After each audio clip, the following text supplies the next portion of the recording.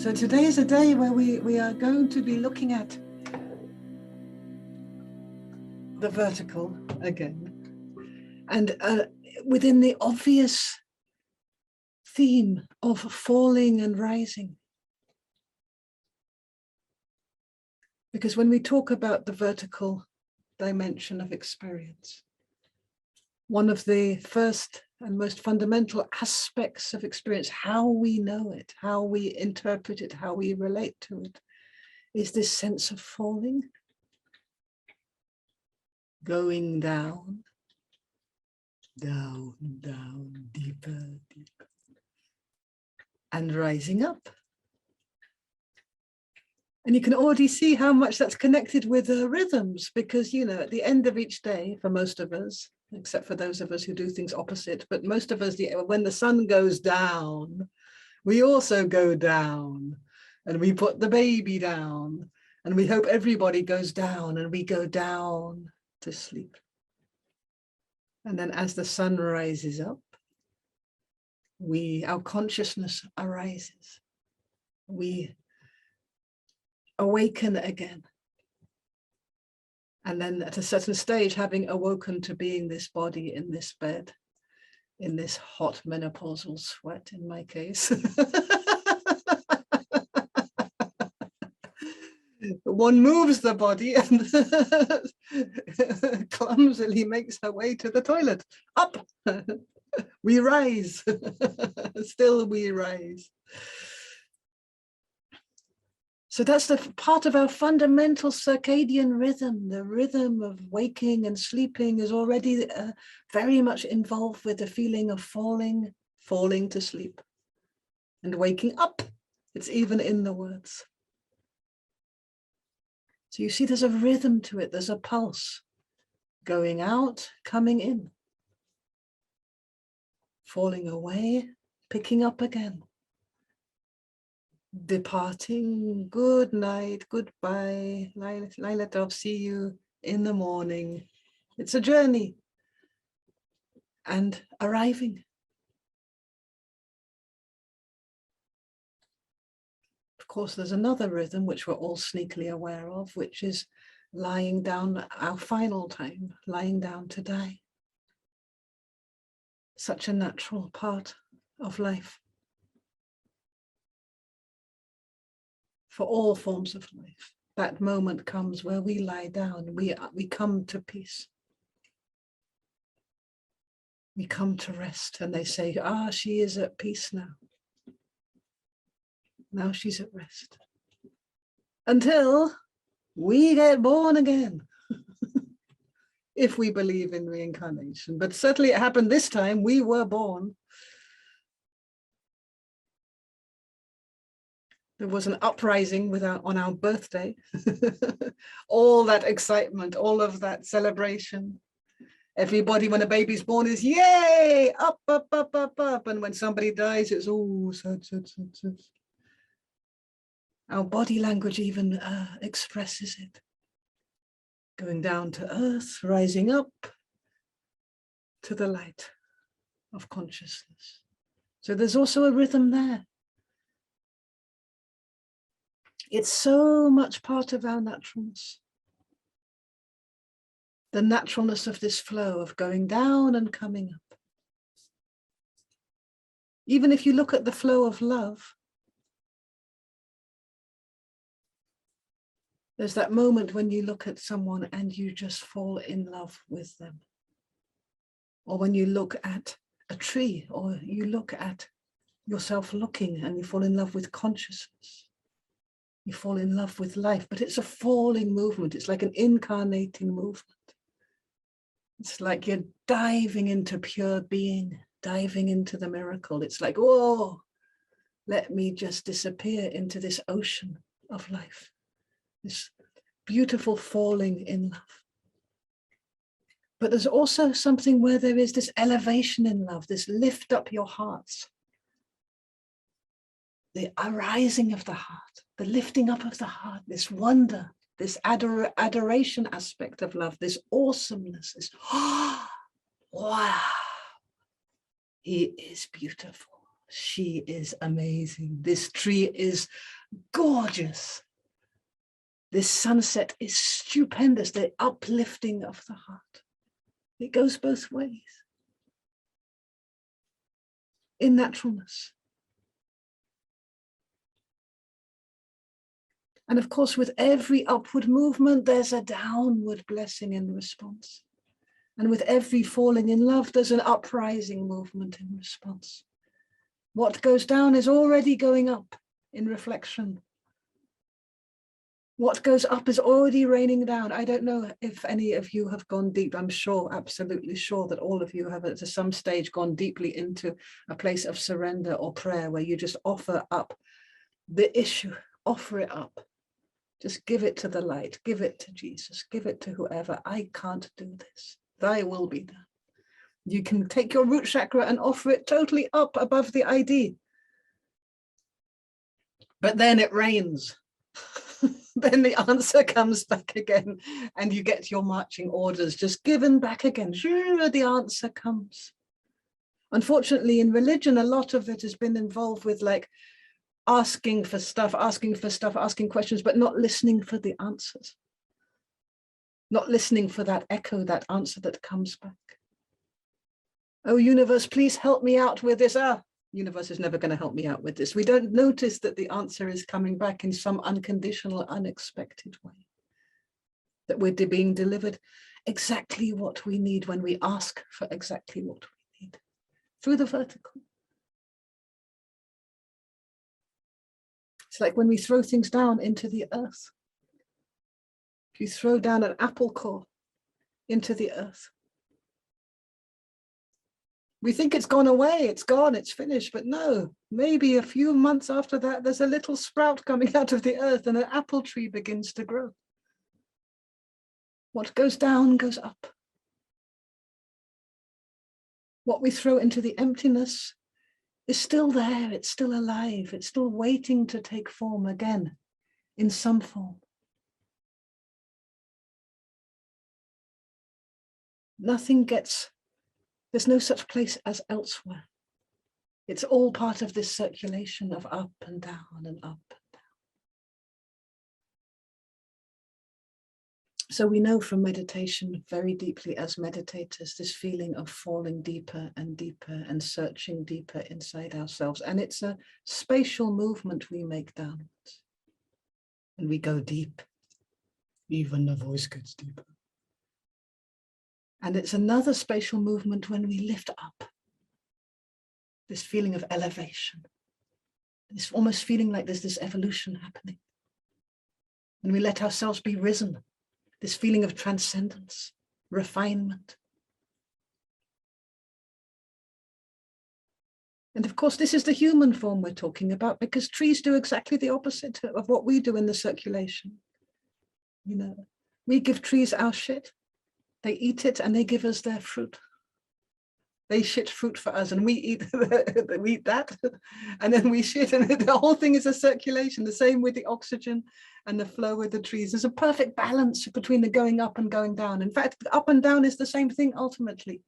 But in our experience, our psychology is coded in a certain way.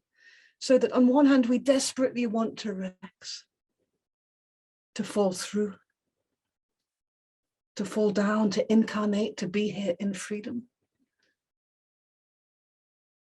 On the other hand, we're absolutely hardwired not to fall down, not to bottom out, not to go down, not to lose our ground. So we were a bit double. We want it desperately and we fear it the most.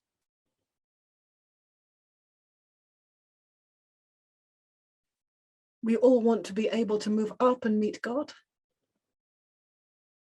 But when we do, we say, oh no, I've left my body, I'm dissociating, I better get back into my body again. Not always, but often that's what we do. It's too strange, it's too weird, it's too surreal to look at the world like this. All of these bodies with brains and arms and legs going around, you know, inside their own heads. It's too alienating to look from that point of view. Let me back inside, you know. Better have a hamburger. Come to earth, ground myself. Let me ground myself. We have fear in both directions. We want it, we long for it, and we dread it. When we go up, up, up, it can feel like we're dying. When we go down, down, down, down, it can feel like we're dying. Sometimes. But it can also be such a freedom and liberation to fall through the floor of ourselves and to find ourselves still absolutely here in a physical body, breathing, safe. And the bottom, we bottomed out, and the worst thing happened, but nothing really happened at all. So our worst fear happens and it's okay. One fear less. You don't need to fear it if it's already happened. When we go through the top and the world becomes strange, at first it's strange, strange, strange, strange, alienating, depersonalizing, weird, estranging, lonely, isolating. To be conscious, to be awake, when everybody else in a half-conscious way is going blah, blah, blah, blah, blah, blah, and we're just out of it. But after a while, what was out of our comfort zone becomes our comfort zone, and it becomes kind of blissful and comfortable. And we can also, at the same time, talk and relate and do the blah, blah, and actually really enjoy it. It can be a blissful movement. Because if we stay long enough in the outside of our comfort zone becomes comfortable. So a heightened state of consciousness becomes regular. Not a trauma, but a blessing. A principle of freedom, which is always available, a relaxation. So you see, we go up and then suddenly we find we can go down because our consciousness is more free. So we're not going to get stuck in the dungeons of our unconscious anymore. We know we can visit and we can leave. We can visit anybody's dungeon and we can leave. We can even take some prisoners with us, set them free. It's enormous, this freedom to move with the naturalness of the flow, vertical and horizontal, the naturalness of the torus.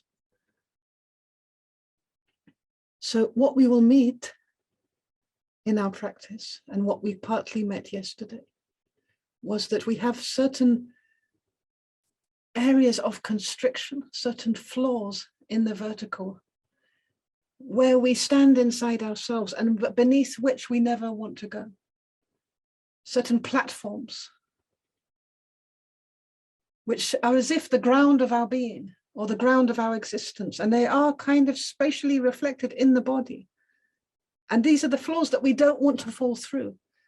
So for example, in relationships, there's often a contractual flaw that we never go to that place of isolation and unwelcome and unlovability. So the couple, they don't know it, but they've got a deal that they keep each other out of that place of loneliness. Let's just call it loneliness. And then they're living together their life in this deal. They're now safe from that feeling of like, which they had as a little child, of existential loneliness.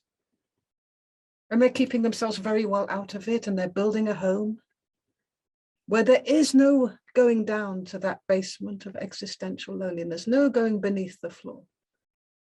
But then life begins to happen. And it happens a little bit different from one partner than from the other partner. And so suddenly one partner falls into that place of existential loneliness, and they scream out towards their partner and say, you, my beloved, you were supposed to stop me going there. It's your fault. The deal was that we don't go there, and here I am, and you're not there. And such a sub-personality can come forward screaming rage and truth about this existential loneliness. Nobody is there for me. And it's really the other one's fault, because the deal was often in relationship that we go on this floor where we don't go to that place of isolation anymore. And the next day it can be the other one. They swap parts, the couple swap sides. And then they come to couples therapy, and what they want from a therapist sometimes is to work very hard to put the floor back again so that they can both stand on it and never come to that place of existential loneliness. And a lot of couples therapy is working to try and deliver that impossibility. Because often the deeper contract in a relationship, where there's such a flaw, for example, is to be able to support each other in being existentially alone also, to recognize it, to honor it, to hold the fort, to recognize that this trip has gone down to the individual basement of pain, to really learn from it, to respect it, to bring love there, and if not love, then at least to be there in the background while this is happening.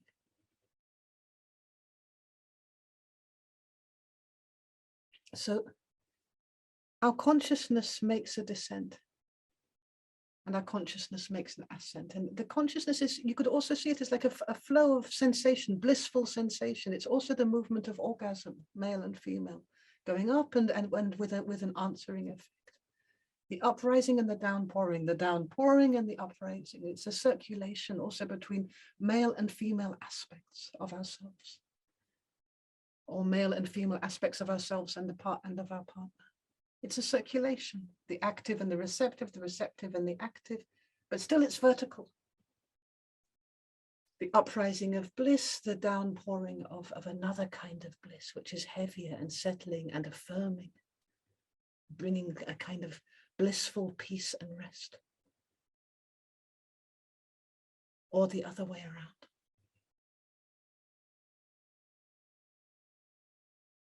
So we will talk a little bit more about sexuality tomorrow, but that pathway of the vagus nerve, the uprising of arousal through the vagus nerve, is also the same pathway where there is an arousal to danger, to survive, the perception of danger and the perception of fear. So it's clear where these things get blocked along the way, where sexuality and danger can get confused, especially in the area of trauma. And we don't need to have a signature event of sexual trauma, because we are all sexually traumatized collectively. There is something dissociative that happens energetically just by epigenetic imprint, just because this is how our species learned to survive. Because we're not yet quite big enough, or we don't yet have enough time and space and patience to really allow ourselves to come here physically, to completely open up to each other. It's a process.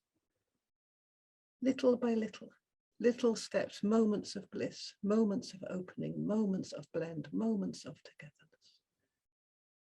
And just as it is with a partner, sexually, so it is by ourselves sexually. It doesn't make any difference. It's the same principle. The same principle of the flows of energy, the arousal and the release,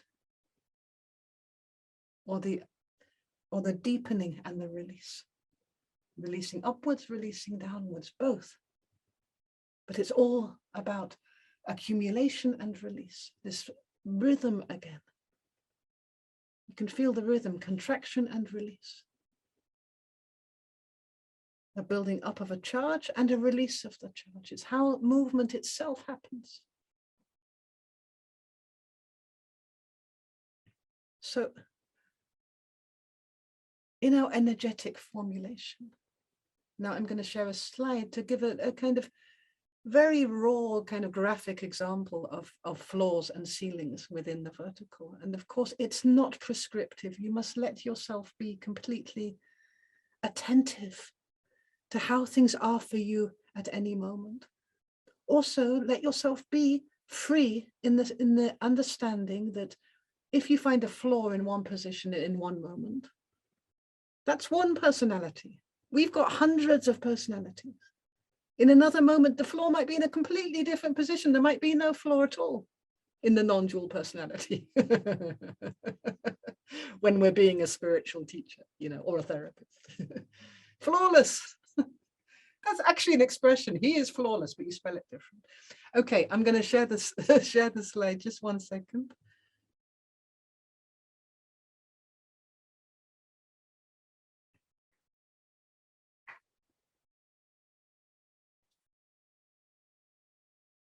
So as you scan your way down, or you'll scan your way up, which we're doing in so many of the exercises and meditations today.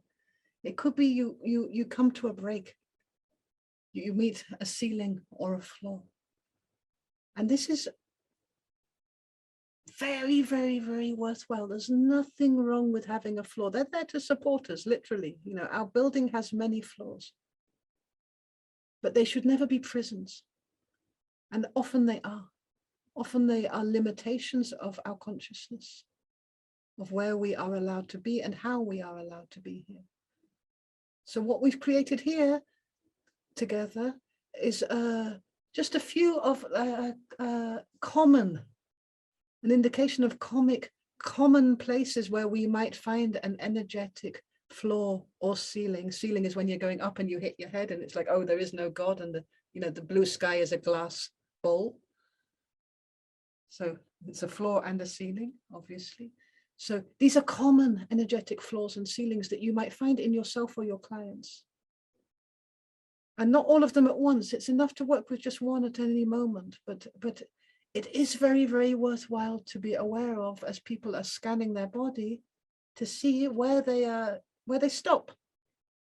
Because often, for example, if they're scanning their body and they come to, and you ask them where they're feeling that sense of, let's say, isolation, and they point to the heart. I feel it in the heart. Now we know that isolation is an all-over holistic dark night experience. So in that moment, it's absolutely true they're feeling it at their heart. But it is very interesting to know how the pelvic area would feel in a state of isolation, or how the pelvic area or the legs are responding to the fact that the heart is feeling that sense of isolation. To include things beneath the floor, to establish again the flow of information through the vertical. Sometimes when you ask them that, what are your legs feeling about this cluster of isolation in the heart? They will look almost like aghast, like, what do you want? Like, what a sublime, ridiculous question. Like, what legs? And then you say that just whatever you're feeling in your legs at this moment, and they will literally say nothing. So nothing is never nothing in non-dual therapy. Nothing is a major doorway to everything. This nothing means that there is huge amounts going on beneath the floor of their consciousness at that moment, which is in its own time waiting to be included. Everything wants to be included. Everything wants to belong. Everything in the whole universe is longing to belong, to within the conscious view, little by little. So these floors are made up of a certain energetic density, and you can feel the density. They literally are dense enough to support our consciousness into the belief that there is nothing beneath them, that we can keep our monsters underneath them and above them, all is one. So they have a density, and they're not thoughts. At least if they are thoughts, then thoughts are made of emotional energy. This density is made of something. It's a compression of energy, of information, of emotion, of vibration, which creates this density. It's an experience. And when you begin to blend with the density of a floor, become the floor, you begin to, a whole universe of the floor itself begins to unpack. But because there is this density, this concentration of information, emotional information, feeling information. And by feeling information, I mean things like the energy of denial, the energy of foreboding, don't go here, the energy of flaw. This is just a fucking flaw. It's like nothing. Knock, knock, who's there? Nobody. So because there is this gathering of energy to create this density, all around it, there is like a gap of emptiness. It's almost like you can put your hand through into the emptiness of the universe.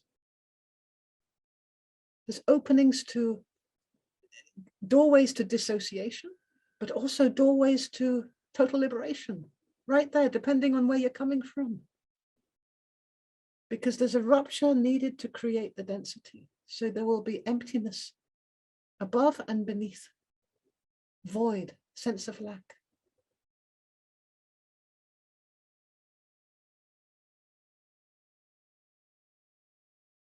Escape hatches. And of course, emptiness is a divine, magnificent place of infinite potential, quality, resource, and peace. But to many of our clients, emptiness will be the place where they will throw everything that they cannot bear, every feeling they never wanted to feel, every forbidden emotion, every fear from the ancestry which must never happen. So there's been an attitude formed towards emptiness that it's almost like it's a zone of a suicidal zone. It's almost like it's, for some people, they go into this place of emptiness, and emptiness equals suicidal feelings, which they must never have. Until that moment when they threaten you with their suicidal feelings as a therapist. In their rage against life for being as it is, that life shouldn't be like this, that God got it wrong. And such a truth from the emptiness, but at the same time, such a rage. In that existential despair, that unresolvable despair, that endpoint of guilt, the damned if you do, damned if you don't. This looping of kill or be killed inside the self, thrown in the emptiness in order to be here. So this is why working in exercises like the meditation in the morning, where we consolidate our ability to be formless. We realize that we have all the mechanism we need to be able to process, transform, carry, and release anything which is in this universe, meaning we can be at peace in the emptiness as the emptiness. This is huge. This is like a gift for life, and it's a resonance which will follow on to the clients, because the level of fear and stress goes down so much in relationship to suffering that there's automatically a relaxation also in our clients and in our environment. You know, Voldemort is just an actor. He's not the unspeakable, unnameable threat of that which must never happen, really. No, really? We're able to contain every single possible experience out of emptiness, but it's a little bit of a process to come to a relaxation into that. So as part of a gift of these floors is that we have these little access points to emptiness along the way, where wherever there's a density, there will be a quality nearby, and there will be emptiness nearby. There's a lot going on. This is why partly we want to work with floors in the vertical today.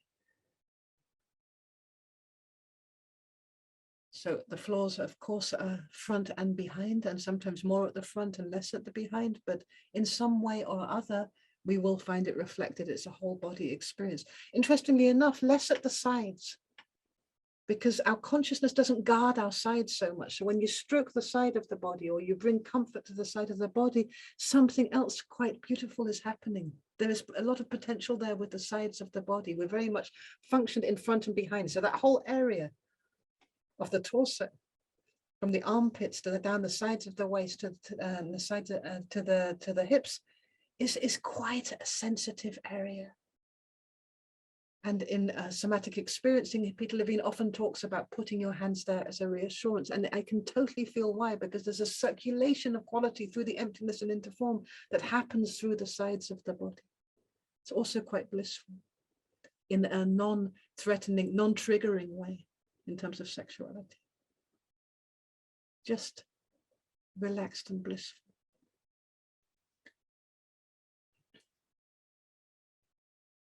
So often when there is a couple of floors like this, and this is a very common one, there is a confusion.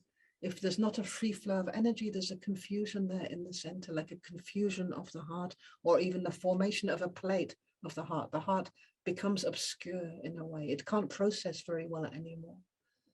And this you see not only in that level, you can see it in the pelvic area, you can see it in the head area, of course. There can be a confusion because there's not this free flow of picking up and release, impressions and expressions. There's not a free flow of information. And of course, information isn't just books, it's feeling information, emotional information. You'll get these slides at the end in the package of the whole course. So the density is very much formed by this strong belief that it's not possible, it's not safe to go there. So one of the first things we meet when we meet a floor can be a layer of fear or anger. Well, actually before that, it's going to be a floor, like nothing there, numbness. But after that, when you begin to blend with the floor, an irritation can come forward. And of course, where there's fear and anger or the energy of resistance, it's just an energy or denial. There will often be at any moment a springing into judgment. The mind will step in and say, well, this is absolutely not working. This is a shitty thing for you to do, and you're a shitty therapist. Our client might flip into judgment, and you can see it in their eyes sometimes. They don't say it, but that's also part of that resistance mechanism, the obvious denial mechanism. The beliefs activate, also unconsciously, because it's a flaw. And the flaw is built as a protection. So the flaw is saying, we don't go beneath here. We don't go beneath here. That's really intimate, to go beneath here. I can feel all the holy, loving feelings, but to go beneath the solar plexus, ooh, tricky. And it can start to shake just because we land on it consciously.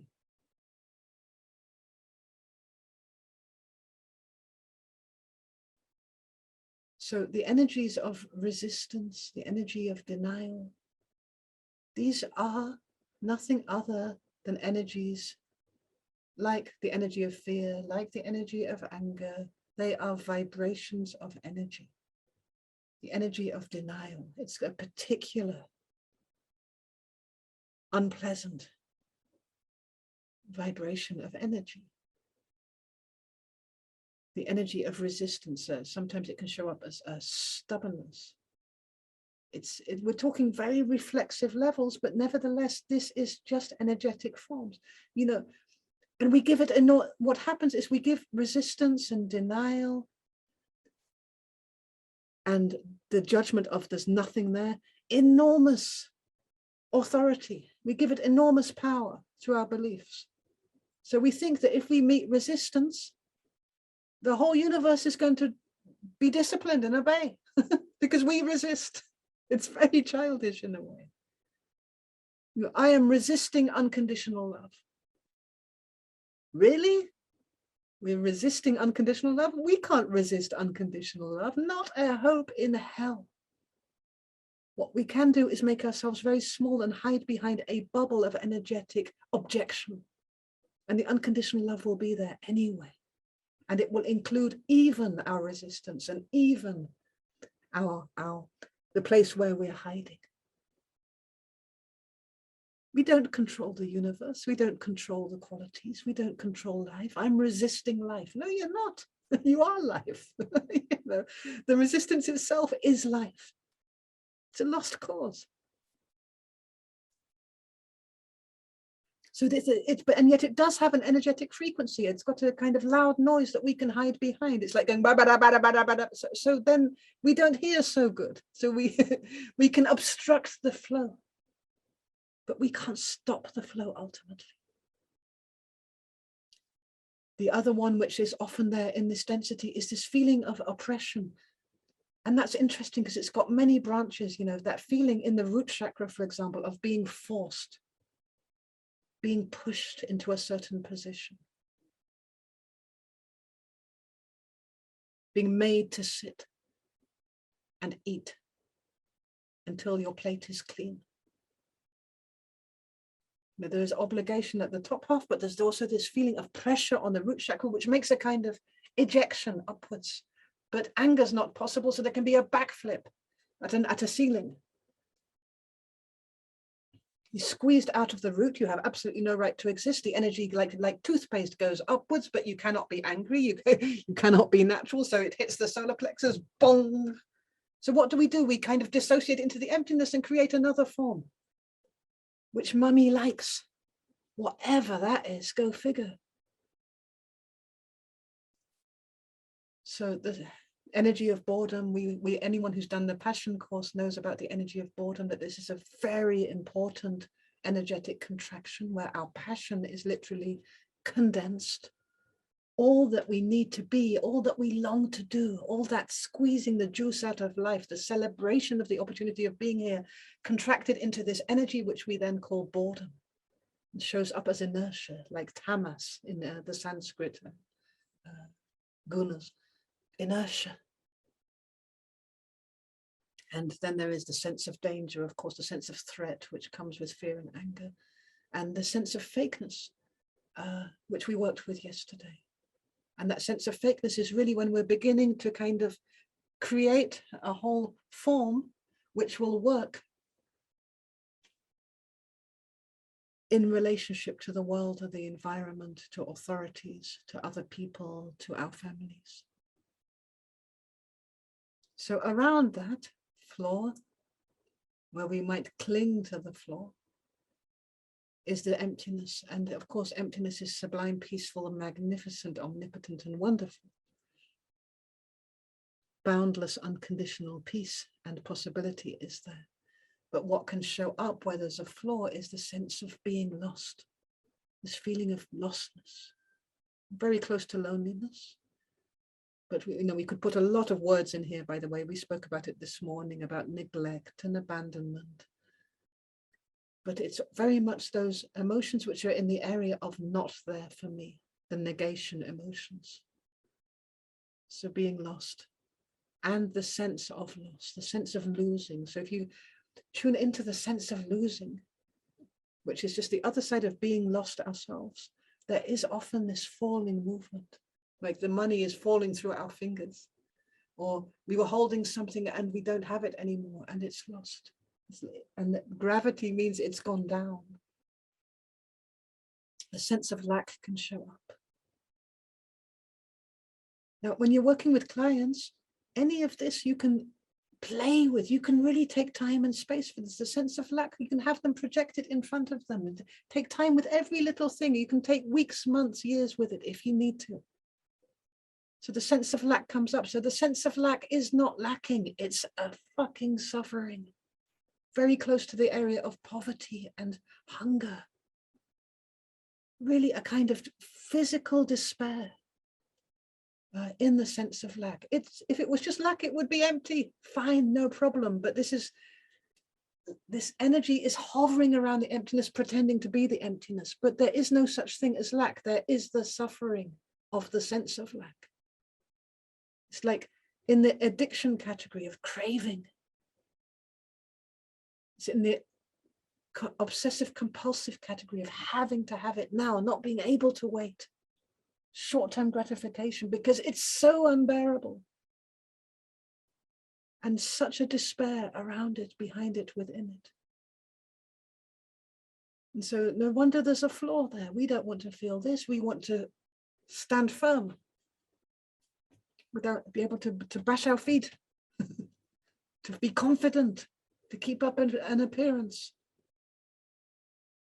The other areas of emptiness that we can come into, the suffering of emptiness around the floor, is this feeling of disappearing, being annihilated, becoming invisible, as if we don't exist, as if time and space forgot us.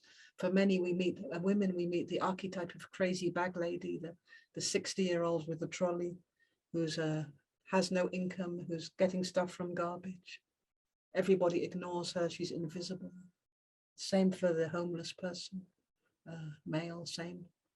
This archetype of the one that time and space forgot, to be annihilated. And the funny thing is that one look from your mother can give you that sense of annihilation without any of that physical stuff happening. It's like it's often in the threat, which is why the flaw is formed. Because if you bottom out, if you go down,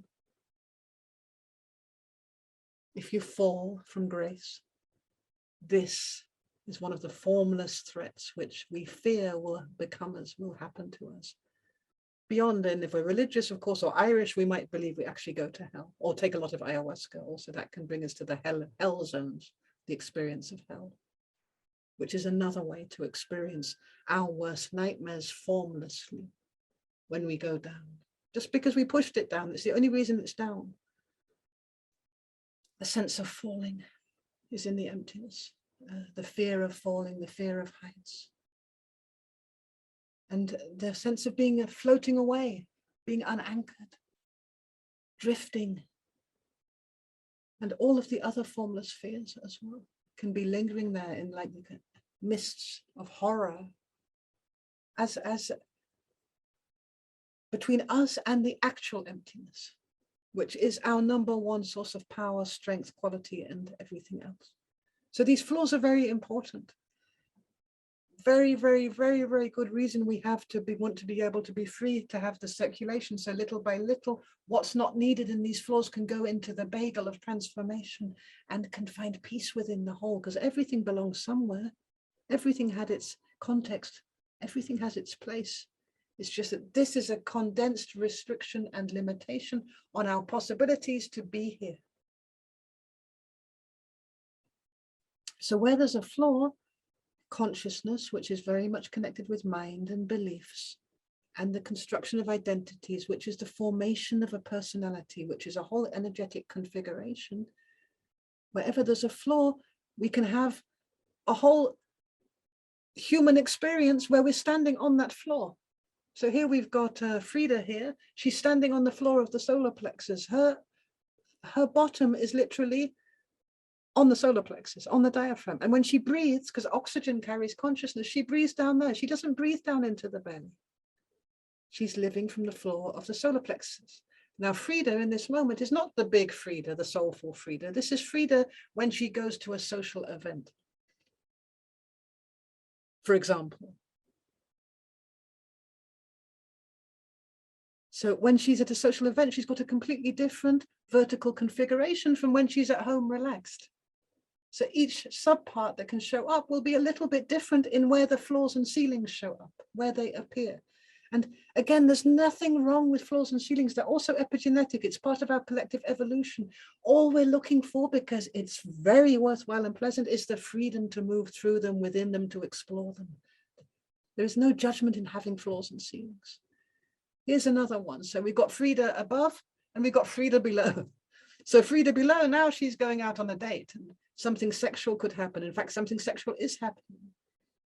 So there's another person, a whole personality, another whole body experience coming forward beneath the floors and in the whole sexual zone, but it's not really in connection with the heart necessarily, or connection with the head. Because there's these disruptions in the flow of the vertical. There are these splits. So here's another sub-personality. This is Freda the Sex Goddess. You know, you wouldn't recognize her from Freda at the Tupperware party. Can be like a completely different person. The whole physiology can change, but she will have her own vertical streams, but she's existing between these two floors. And it's absolutely fine, because it's a dance of duality. It's a dance of form. That it's just that we suffer where the flow and the communication is disrupted, when we're not able to associate one with the other, when we're not able to own the different parts of ourselves, meaning we're not able to be responsible for them, to be free within them. It's all okay. It can all be there at once. Also little Freda, also big Freda, also social Freda, also sexual Freda. It all is one Freda in the end, but we break down and split because of these floors and these ceilings. And that can create, at certain moments, a big balagan, for example, here in the belly. So in the area of falling and rising, digestion is a big deal. Because the stomach is its own brain, it's its own processor. To digest is to process. Also the brain in the head digests stuff. Takes in, nourishes itself and disposes. The same with the belly. But what we can have when there's a big split in the vertical is, on the one hand, you can find that your client suddenly feels nauseous because something is touched around the floors and the ceiling. So they really want to expel. Something is going down, and it hits a base where it cannot go, and it's like, throw it back. I cannot digest this emotion right now. Or it can be the memory of a trauma where they were not able to digest this emotion. So the full somatic effect comes back maybe even before the memory, because the body remembers. So this throwing up is going with the upward movement, expelling again. Further down, you can have effects like suddenly having to shit, having to urinate a lot, diarrhea. When my brother suddenly died in a river, I got, between the death and the funeral, diarrhea for 10 days. Like, I don't even know where it was coming from, on and on, like rivers of grief. The floor of my personality in which I was based and stood together with my brother literally fell through. And I was just diarrhea, 4, 5, 6 times a day. Bart organized that I would drink just minerals, salts, just to keep me hydrated enough to be able to contain this process. We got very worried at a certain stage, went to a conventional doctor. A conventional doctor said, it's grief. You know, we're not separate from our bodies, and these flaws are not separate from our whole physiology. So the going down movement, the digestion, irritations in the colon, feelings of nausea, liver stress, kidney stress, all of this is connected with the vertical flow as well. There's no quick fixes, but there is a way to change the attitude towards the flow where we can rest in the knowing that if we surrender to this very natural flow of the Taurus, that it has its own healing ability, that it can bring us towards the optimal well-being of what's needed in that moment. Doesn't mean to be free from disease. It means the optimal well-being within the experience of what's needed in that moment. To really be well within whatever experience we need to go through as a soul, energetically and physically, in this opportunity of a physical life. So here, Freda has gone to visit her mother, so she's completely dissociated. She's standing on the floor of her navel and turning slightly outward, standing beside herself. Just give an example of where a subpersonality can come forward, even, and it can literally feel like, I remember when my mother-in-law used to come to visit, I noticed at a certain stage, I'm actually over here, not Bart's mother, my ex-mother-in-law. She was such a powerful energy, I would just, pop, I would be standing to the side of myself in order to deal with her. And that sense of fakeness in everything, I couldn't help it, because it wasn't real. It wasn't from the guts of me, and it wasn't welcome from the guts of me. I had to deliver a form and had to work out what it was. And that form had to stand in a certain floor. This was what was needed, but it created a whole trouble once I started having my own children and had to kind of stand for what the deeper need of what's really needed for the family. And there you've got yourself going to the bank. You know, we stand in a completely different area of the body when we go to the bank manager. In place of entitlement, our money, our right to exist, to be taken seriously. To be ready to detect any threat. To be precise, solar plexus precise. No, not much heart involved. So we birth subparts, subpersonalities, according to the environment as well, and according to the flaws. And each one of those, each subpart has its own vertical flow. So we can heal ourselves completely in one vertical flow, and then we go to visit our mother, as Ram Dass says, and it's all over the place. It's a whole other set of flaws and walls and plates come into play. So also this we can work with in our freedom of our own space. And there's one master key to all of this, and that's the freedom of consciousness.